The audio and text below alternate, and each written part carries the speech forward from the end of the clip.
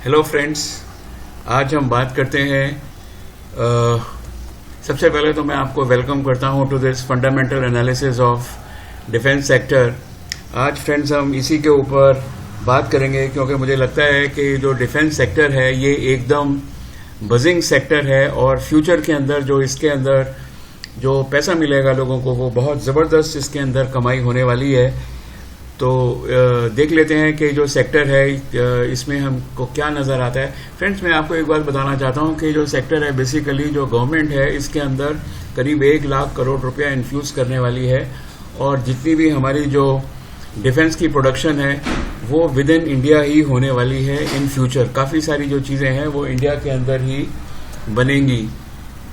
तो फ्रेंड्स, आज का ये जो डिफेंस सेक्टर है उसके अंदर देखिए यहाँ पर जो है भारत इलेक्ट्रॉनिक्स है, उसके बाद भारत डायनामिक्स लिमिटेड है, अस्त्रा माइक्रो है, आईटीआई है और वॉलचंद इंडस्ट्रीज है। तो ये एक्चुअली बेसिकली 1, 2, 3, 4, 5 प्लेयर्स हैं जो कि मेन प्लेयर्स हैं।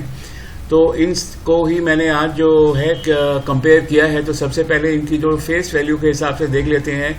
10 रुपया, 10 रुपया, अस्त्रा माइक्रो की 2 रुपया, आईटीआई की 10 रुपया और वॉलचंद इंडस्ट्रीज की 2 रुपया फेस वैल्यू है। फ्रेंड्स, अगर हम बुक वैल्यू को देखें इसके अंदर तो सबसे ज़्यादा इन पांचों में जो बुक वैल्यू है वो बीडीएल जो है भारत डायनामिक्स लिमिटेड है, इसकी जो बुक वैल्यू है वो मैक्सिमम है। That is actually very good. और जो प्राइस टू बुक वैल्यू है, प्राइस टू बुक वैल्यू के अंदर आप देख लीजिए तो ये जो भारत इलेक्ट्रॉनिक्स है ये स्कोर कर जाता है और बाकी का तो कुछ कहना ही नहीं है। और दूसरा जो वॉलचंद इंडस्ट्री है इसको तो मैंने बिल्कुल ही डिस्कार्ड कर दिया है। अब देखते हैं कि आगे इसका क्या होता है। और जो अर्निंग पर शेयर है वो भारत डायनामिक्स लिमिटेड की मैक्सिमम है। ठीक है, तो ये यहाँ भी स्कोर कर रहा है। और जो प्राइस टू अर्निंग जो है, जो इंडस्ट्री की जो प्राइस टू अर्निंग है वो 41.46 है। उसके सामने जो भारत इलेक्ट्रॉनिक्स की 15.28 है और भारत डायनामिक्स की 16.28 है, अस्त्रा माइक्रो की 22.47, 89 वॉलचंद इंडस्ट्री तो माइनस के अंदर ही है। और फ्रेंड्स, अगर नेट प्रॉफिट भी देख लें तो जो जितनी भी जो सेल है उसका जो नेट सेल नहीं मतलब टोटल एक्सपेंसेस निकाल के जो नेट प्रॉफिट आता है वो 13.88% है और इसमें 17.28% है। अस्त्रा माइक्रो के अंदर जो है 17.32 है, 7.03 है और 20 माइनस है। ये तो वॉलचंद इंडस्ट्रीज तो एक्चुअली लॉस में ही है। और रिटर्न और इक्विटी में भी देख लीजिए तो ये जो बीडीएल है, जो भारत डायनामिक्स है, ये सबसे ज़्यादा स्कोर करता है और इसके बाद जो स्कोर करता है वो बीईएल है। फाइनली अस्त्रा माइक्रो है, इसका तो आईटीआई का तो बस ये जो है टीवी वाले प्रमोट कर रहे हैं, लेकिन मुझे कुछ इसमें ऐसा ना दम नहीं इसके अंदर नजर आता क्योंकि इसका अगर आप पी भी देखिए ना तो आईटीआई का 89.02 है। कमाल हो गया। देखिए इतना हाई पी का मतलब है कि बेसिकली इनकी अर्निंग ही नहीं है। यहाँ पर आप ये देखिए अर्निंग इज 7, जितना इनका टोटल मतलब एक्सपेंस निकाल के जो अर्निंग आती है, नेट प्रॉफिट इज ओनली और अर्निंग पर नेट प्रॉफिट जो है इट इज ओनली 7.03, मतलब बड़ा पुअर परफॉर्मेंस है। एक्चुअली आईटीआई को गवर्नमेंट जो है एक अच्छी कंपनी बनाना चाहती है, इसलिए इसको ऑर्डर्स जो है वो जरूर मिलेंगे। ठीक है, तो अब इसमें देख लीजिए कि ये जो बीईएल है ये भी गवर्नमेंट की कंपनी है, बीडीएल भी गवर्नमेंट का सेटअप है और आईटीआई भी जो है ये गवर्नमेंट का सेटअप है। 3 सेटअप है। ये सब की सब कंपनी जो है ना ये डेट फ्री हैं और कहीं कोई भी जो शेयर है वो प्लेज्ड नहीं है। तो फ्रेंड्स, अगर देखिए जो भारत डायनामिक्स लिमिटेड है, मेरे हिसाब से तो ये जो है इन पांचों जो कंपनीज हैं इन कंपनीज के अंदर ना जो है सबसे ज़्यादा स्ट्रॉन्ग शेयर है क्योंकि इसका जो पी है वो भी मतलब रीजनेबली गुड है और जो नेट प्रॉफिट है वो भी गुड है और इसका जो बुक वैल्यू है वो बड़ी ज़बरदस्त है।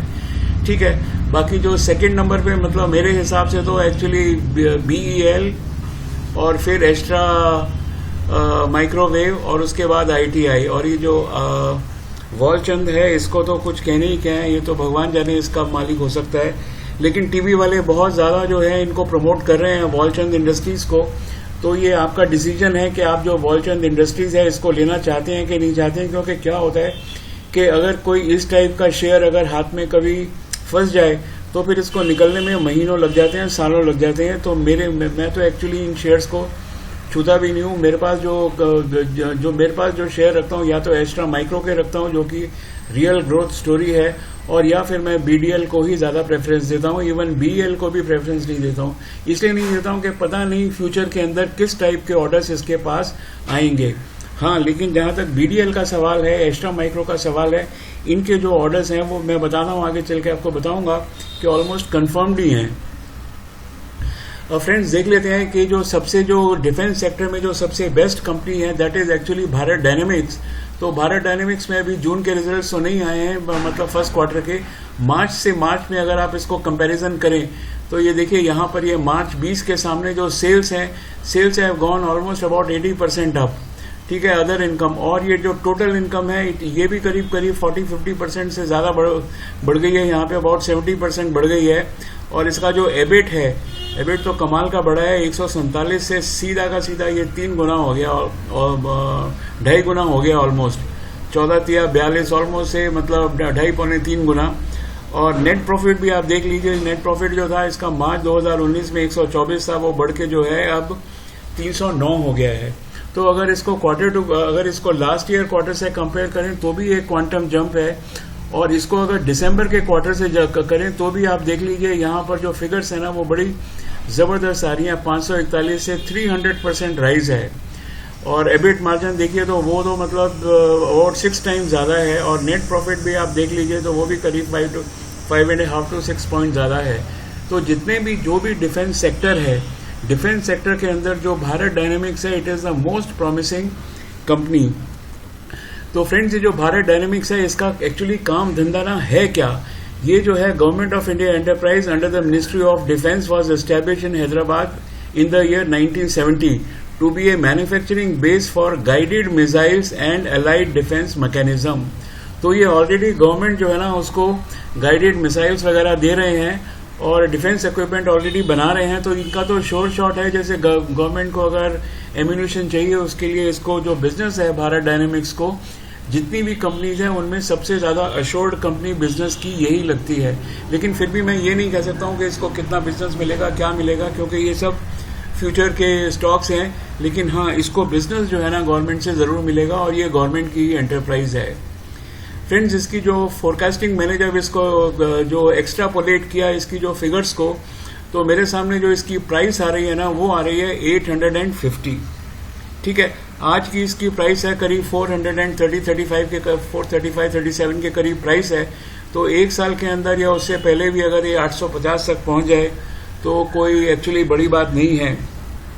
और इसके अंदर जो क्या है ना, देखिए क्या है कि अगर आप कोई और भी स्टॉक लेते हैं जैसे वॉलचंद इंडस्ट्रीज है या BEL है या ITI है, ये करीब क्या है ना, एक तो इनकी मूवमेंट ना के बराबर होती है नंबर 1, क्योंकि क्या है कि ये जो टीवी चैनल वाले इनको भगा रहे हैं इनमें अपना इतना दम नहीं है, जो कि हमने फंडामेंटल में देख लिया है।